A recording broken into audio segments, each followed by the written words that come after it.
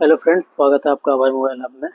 Friend देखिए, मेरे पास एक C2 का सेट आया हुआ है जिसमें रिंगर का प्रॉब्लम है। तो रिंगर बहुत सारा लगा के देखे हुए, 2-3 रिंगर लगा देखा तो नहीं बह रहा था। यहाँ से डायरेक्ट मैंने जंपर भी किया तो भी नहीं बह रहा था। और इसमें प्रॉब्लम नहीं था, नहीं है। तो पहले मैंने चेक किया इसका लाइन जो होती है, मैंने पीसी का लाइन।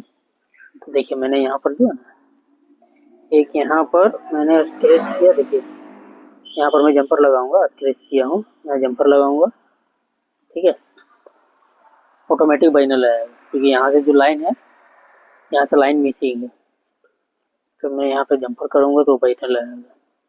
ठीक है, जरूरी नहीं है कि इसका जो आईसी से ही प्रॉब्लम होता है। ठीक है, पहले क्या है कि यहाँ से यहाँ ये लाइन जो है ना मिसिंग है। तो आप लोग देखिए, मैं इसको जोड़ूंगा, ये बजने लगेगा।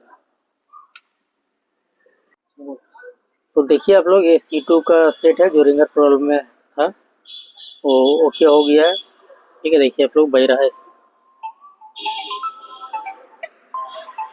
ठीक है, कुछ नहीं किए, इसमें थोड़ा सा एक टाका डाले इसमें। ठीक है, छोटा सा जंपर किए जो आपको दिखाए थे ना। ठीक है, यहाँ से यहाँ एक जंपर मारे हैं, छोटा सा टाका है। ठीक है, तो पहले चेक कर ले, कोई भी सब छोटा मोटा प्रॉब्लम है पहले चेक कर ले। डायरेक्ट डायरेक्ट जो है ना, कोई आईसी वगैरह में छेड़खानी ना करें।